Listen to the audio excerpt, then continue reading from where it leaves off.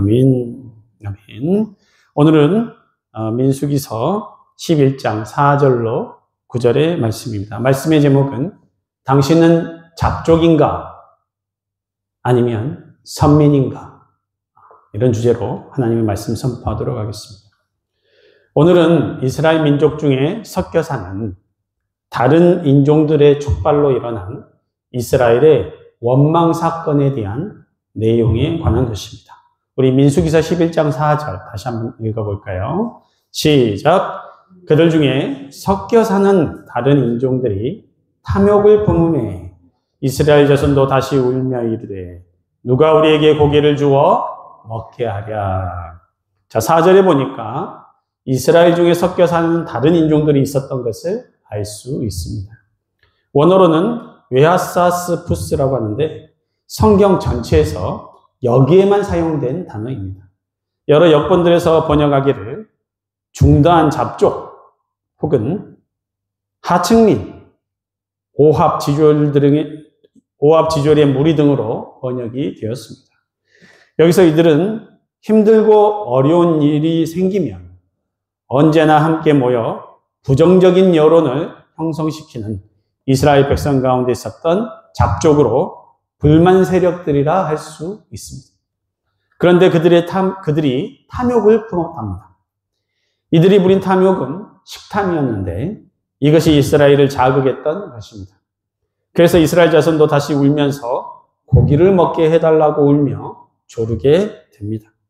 우리가 여기서 한 가지 알아야 될 사실은요, 출애굽 이후에 이스라엘 전체가 운 것은 제사장이었던 나답과 아비후가 여호와께 다른 물을 드림으로 말미암아 죽었을 때 슬퍼한 경우 외에는 없었습니다.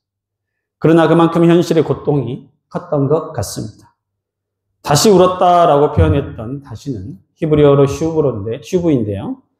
이스라엘 자손이 다시 울었다는 상황보다는 하나님을 원망하고 불신앙하는 옛 모습으로 다시 돌이켜서 결국은 애굽의 제노예로 돌아가려는 습성, 하나님께 대한 배반 행위에 초점이 맞춰져 있다라고 볼 수 있습니다.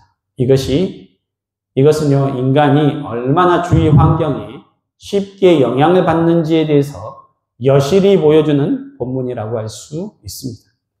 그래서 세상적 친구뿐만 아니라 영적으로도 내가 지금 어울리고 교제하는 사람들이 중요합니다. 금묵자흑이라고 했습니다. 반드시 사람은요, 함께하는 사람에게 영향을 받게 되어 있습니다. 시편 1편에서도 복 있는 사람은 근신하는 사람임을 천명하고 있습니다. 악인의 길을 쫓지 않는 사람, 죄인의 길에 서지 않는 사람, 오만한 자의 자리에 앉지 않는 사람이라는 것입니다.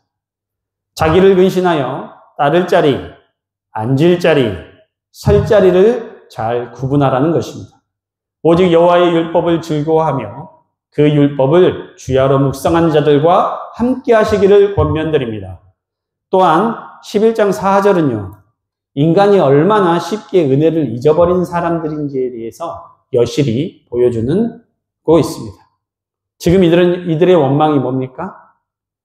누가 우리에게 고기를 주어 먹게 할꼬입니다. 하나님이 주시는 만나로는 성이 안 찼다는 것입니다. 우리식으로는 입에 풀칠만 하지 말고 고기를 좀 넣자는 뜻입니다. 그런데 한 가지 중요한 사실은 하나님께서 이미 1년 전에 이스라엘 백성에게 메추라기를 보내어 고기를 먹게 하신 적이 있다는 것입니다. 출애굽기 16장에 나오죠. 정확히 출애굽 후 1개월 반, 2개월 반 정도 지났을 무렵 홍해를 건너 엘림을 지나 신광야에 이르렀을 때 그들은 우리를 굶겨 죽이려고 출애굽시켰다고 하나님을 원망했었습니다.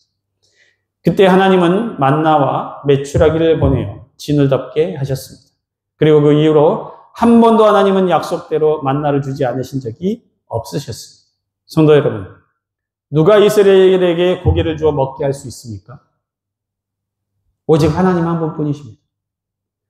그들이 출애굽 당시의 상황을 기억했더라면 누가 우리에게 고기를 주어 먹게 할 거가 아니라 하나님, 오늘은 우리가 단백질이 좀 땡깁니다. 고기를 주어 먹게 하옵소서 강구했어야 했습니다. 이것을 잘 보면 믿음 없는 이스라엘이 하나님께 자신들의 요구를 관철시키고 원하는 것을 얻어내는 방식에 전혀 변화가 없었음을 알 수가 있습니다. 한마디로 영적 성장이 없었다는 뜻입니다. 먼저 현실 상황에 대해서 불평과 불만을 토로함으로 하나님을 분노케 합니다. 그리고 나서 영적인 지도자, 영도자인 모세를 괴롭힙니다. 그러면 모세가 하나님께 구함으로 그들이 얻어내는 방식이었습니다. 또한 그들은 말로써 계속 하나님 앞에 범죄를 저지릅니다. 가장 먼저는 5절 한번 보죠. 값없이 생선과 오이와 참외와 부추와 파와 마늘들을 먹었다고 거짓말을 합니다. 무슨 그들이 값없이 먹었습니까? 노예로서 강제 노역을 하면서 얻어 먹었던 것입니다.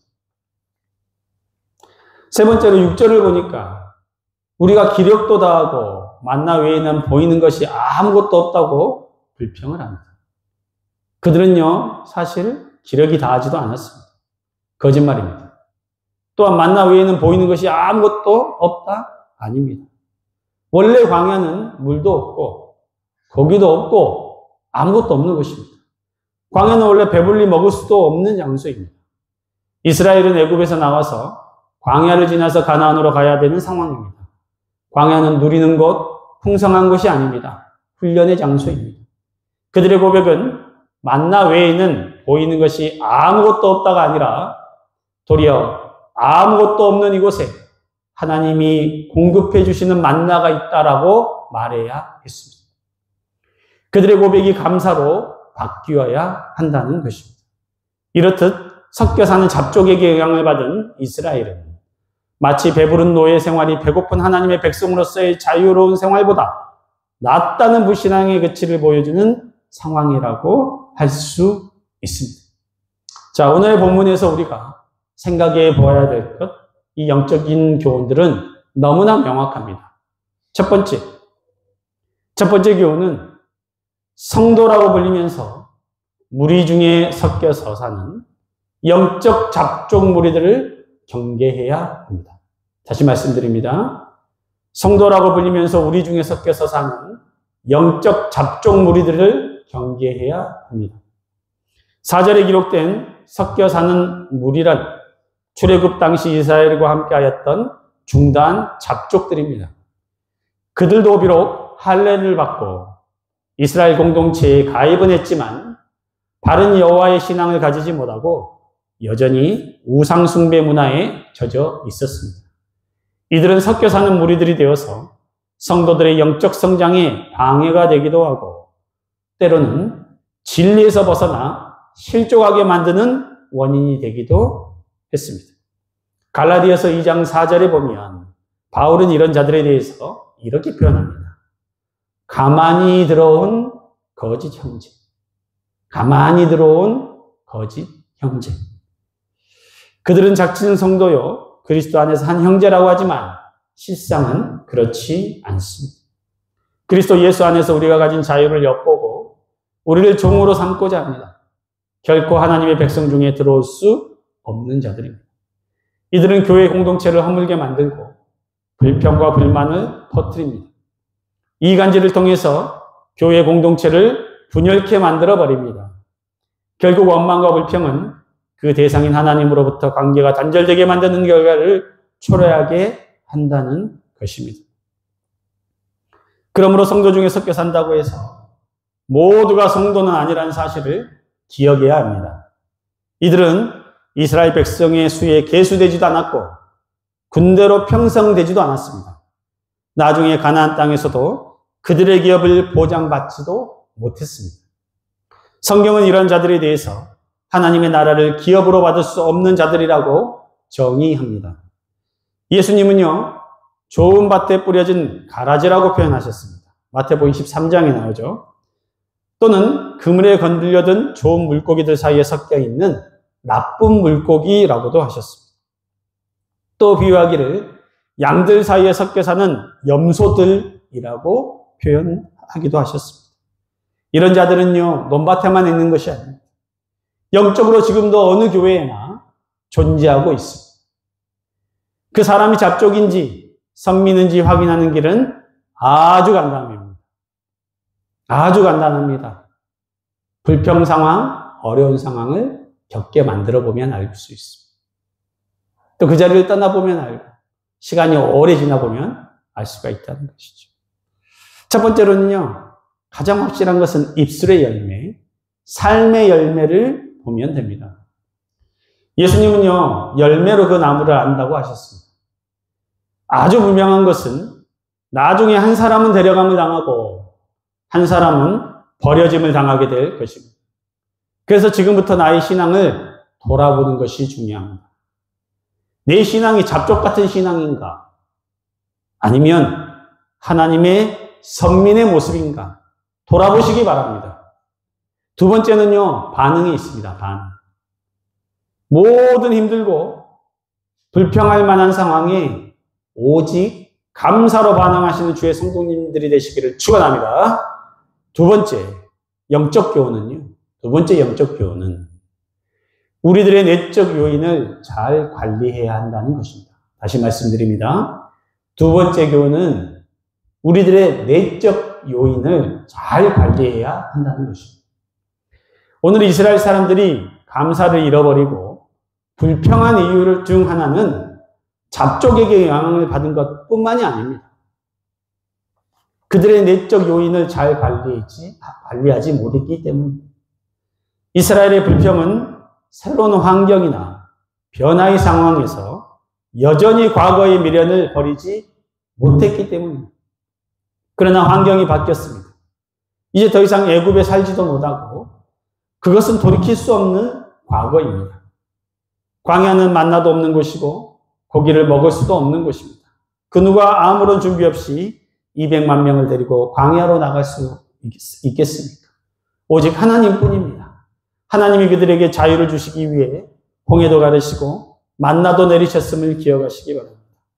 기억하십시오. 사람은요, 지금 감사하지 않으면 계속 불평하게 됩니다. 다시 말씀드립니다. 지금 감사하지 않으면 계속 불평하게 됩니다. 계속되는 불평을 끊는 길은 오직 감사뿐입니다. 만나는 광야에서 이스라엘이 40년간 먹어서 영양을 유지했던 최고의 영양식입니다. 고기도 없고 과일도 없고 영양제도 없는 척박한 광야에서 그들의 건강이 상하지 않은 것은 오직 만나를 먹었기 때문입니다. 이미 자기들에게 주어진 은혜가 얼마나 큰지 받은 은혜를 하찮게 여기고 과거의 미련을 버리지 못하니까 불평을 하게 되는 것입니다. 이것은 하나님께서 은혜를 주시지 않기 때문이 아니라 주신 은혜를 은혜로 인정하지 않는 내면의 태도 문제인 것입니다. 다시 말씀드립니다. 주신 은혜를 은혜로 인정하지 않는 내면의 태도의 문제인 것입니다. 그렇게 불평이 쏟아져 나온 것입니다. 말씀의 결론을 맺겠습니다. 내가 하나님 앞에서 공동체를 힘들게 하는 잡족인지 아니면 선민인지를 생각하시기 위해 우리 입술에 감사가 있는지 불평이 많은지 돌아보시기 바랍니다. 내가 생각 없이 내뱉는 한마디가 교회 공동체 전체를 분열의 위기로 몰아넣을 수도 있다는 것을 기억하시고 한마디 한마디의 말에 불평이나 원망을 섞지 않고 오직 은혜를 감사로 받는 주의 선민들이 되시기를 예수님의 이름으로 축원합니다. 기도하시겠습니다.